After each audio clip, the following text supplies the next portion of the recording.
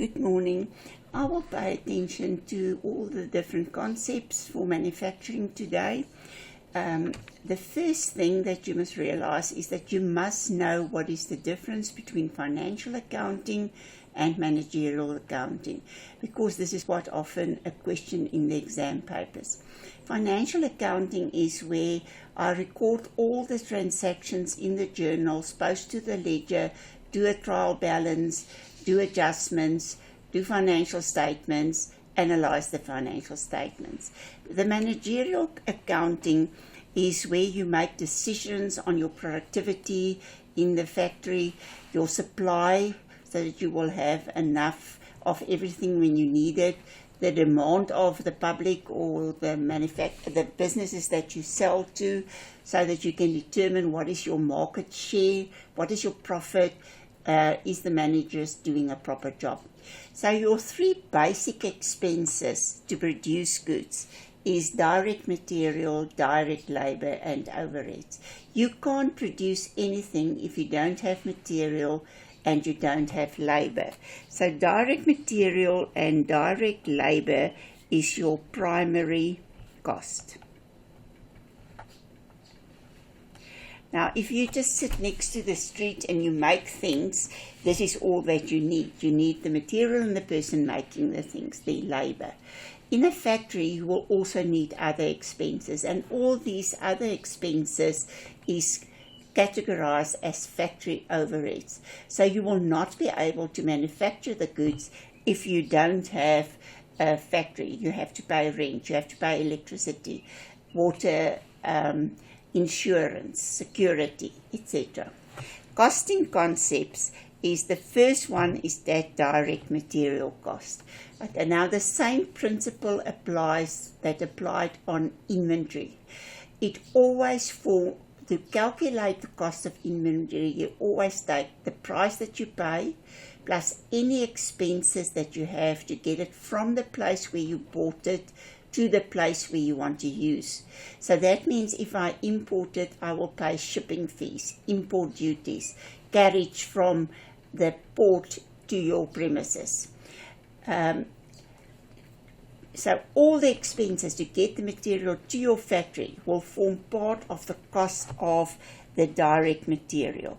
So direct material is the integral part of the product. So it means it's in the product that you're going to use. The pieces of material that falls off on the side, or for instance, the expenses for oil or cleaning materials is necessary to cope in this factory, but it's also expense. So that will be classified as indirect material, and that will form under overheads. Okay, so here we will take the opening plus the purchases plus all the costs that you pay. If you return goods, you have to subtract it, and then you can work out what is your direct material. So the information that I gave you there is exactly the same that I use in my direct material account in the ledger, and I show that I bought goods, expenses paid, what is left over, what was returned, and by balancing I can work out exactly what is the amount that was transferred from the storeroom to the factory to produce. So this is the work in progress. So your work in progress is like the factory.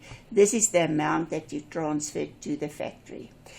Okay, then the indirect material costs will form part of factory overheads. So it's the things that's not included directly into the product. And I gave you a lot of different expenses that you can have. So I will show all my indirect costs. If I return goods, I will subtract it. I will look what is my balance. And here, because it's not part of the actual product, it means I will transfer this total indirect material cost to factory overheads, because all the other expenses except direct material and direct labor is classified as overheads. Okay, if I look at the direct labor, it's only the people who actually sit and make those articles. So that is the machine operators that will fall under direct labor. All the other expenses that you pay for the manager, the cleaner, the security guard, that will be indirect labor and will be classified as overheads. Okay, now remember, the salaries paid to the operators must be your gross salary, not what they take home. The actual expense for the business is the gross amount. Then you deduct from the employees and you get the net salary or wage that they take home. So remember, this is always the gross amount.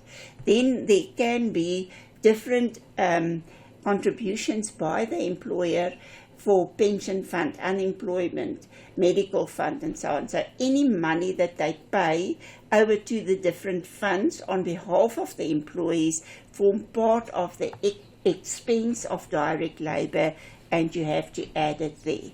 So it means I will take all these expenses into account.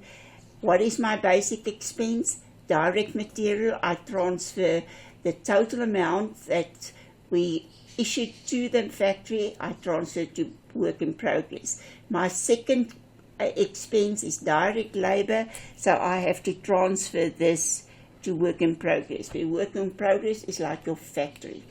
Then the indirect labor cost can be a large amount of labor costs. So it is all the expenses that you pay for other people who also work at the factory, but that is not included in the people who actually make the products.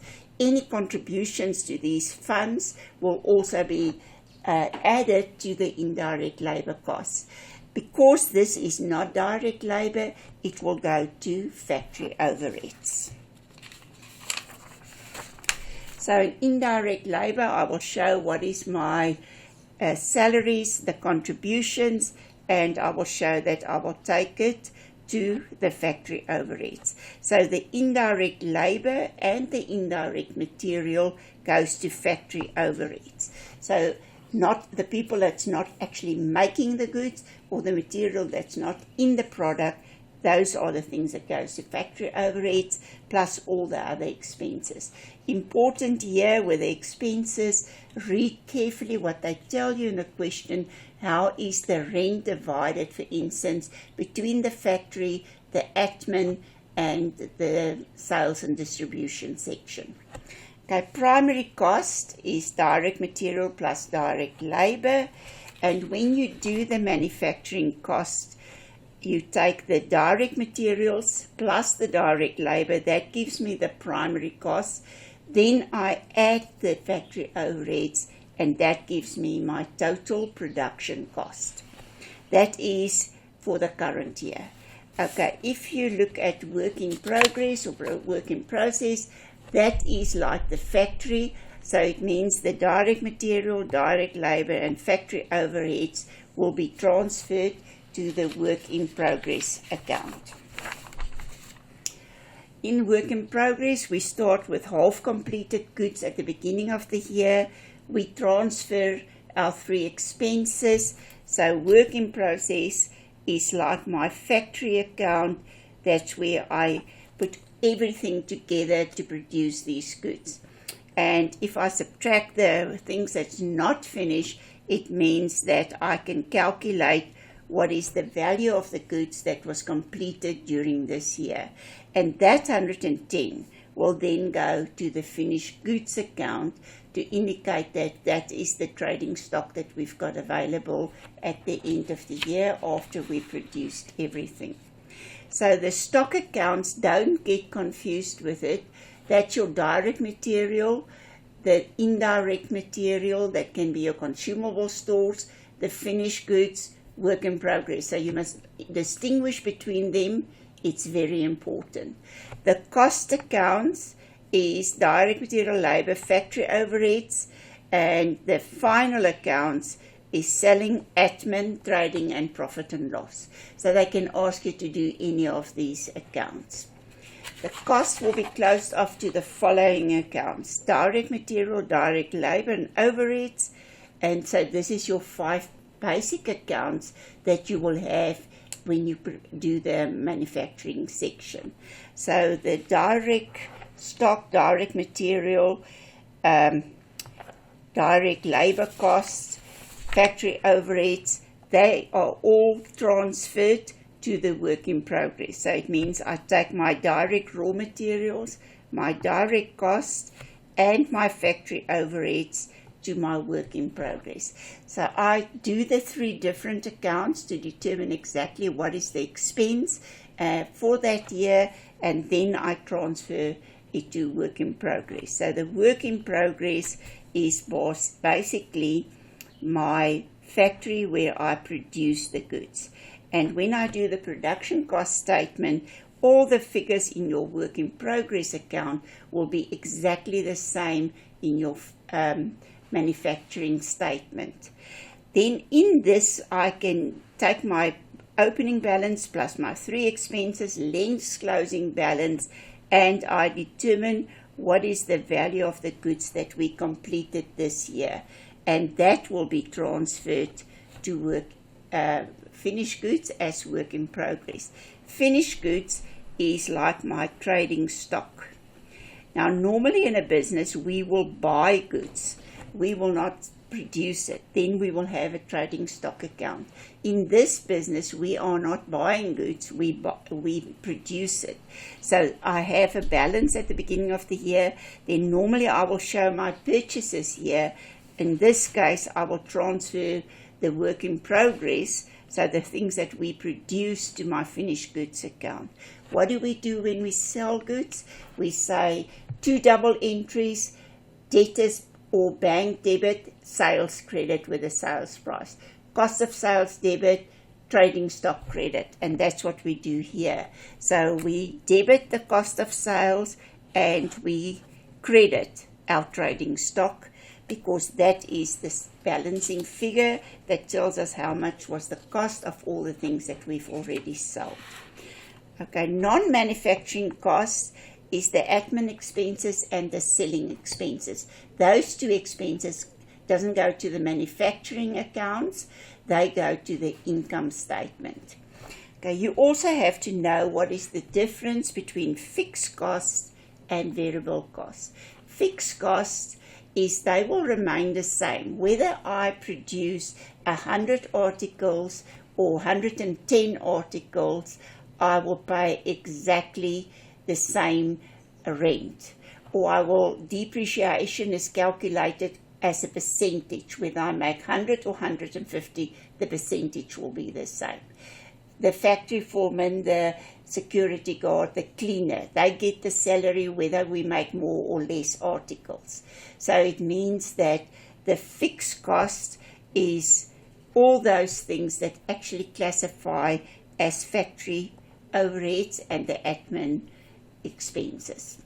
Okay, variable costs will vary according to the number of units we produce. So if we produce more units, we will need more material. So it will increase with the number of units.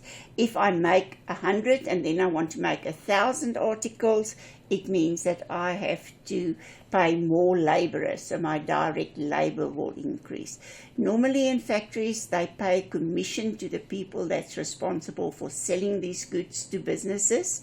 So if we make more goods, the selling cost is going to be more.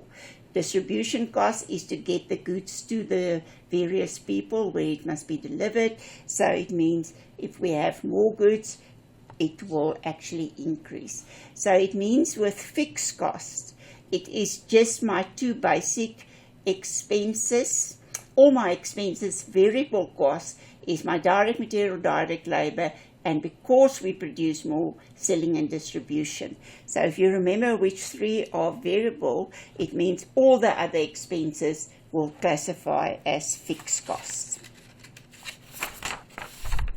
The break-even analysis is very important because that gives the business the idea of how many products they have to produce before they get to the point where they will not make a loss and they will not make a profit.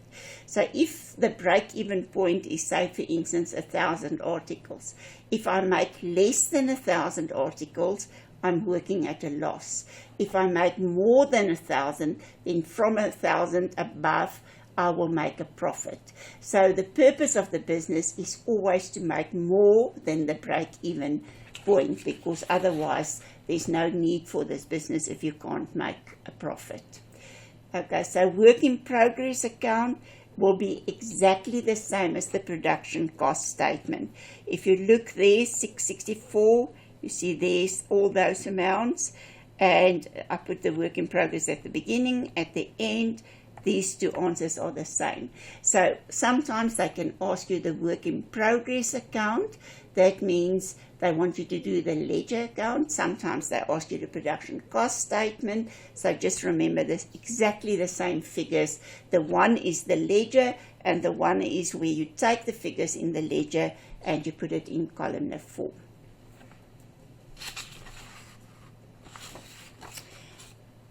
Okay, then if they don't give you the information, for instance, one of these articles here, you will have to do an income statement where you will take the sales, the number of units times the sales price, and then you will take, for instance, the cost of sales is a profit of 50% on cost, so you take your sales times 100 over 150, and then you can calculate this figure. So this figure is the one that goes into your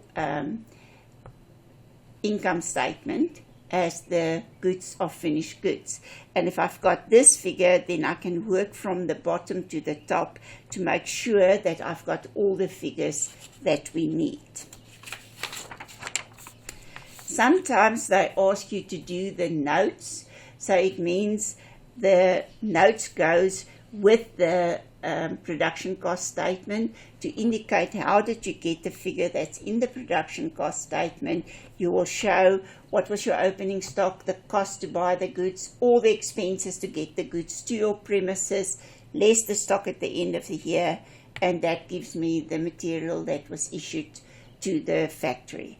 Direct labor, you will take the wages of the people actually making the things, plus all the expenses to get for the funds that the business contributes to get to the direct labor costs. And factory overheads is all the other expenses that must be paid in the factory. Remember, this is where you sometimes make mistakes because you don't read properly. So they can either tell you with the factory overheads that it's according to space, square meters that they pay it. The one is 800 square meters, the other one is 100 square meters, the other one is 200 square meters. So it means you have to work it out like that, or a percentage, or they say 2 to 1 to 1 or whatever, and this you have to read very carefully. So this is my 3 basic expenses, and they can ask you to do the notes to indicate how did you get to the figure that you actually put in your production cost statement.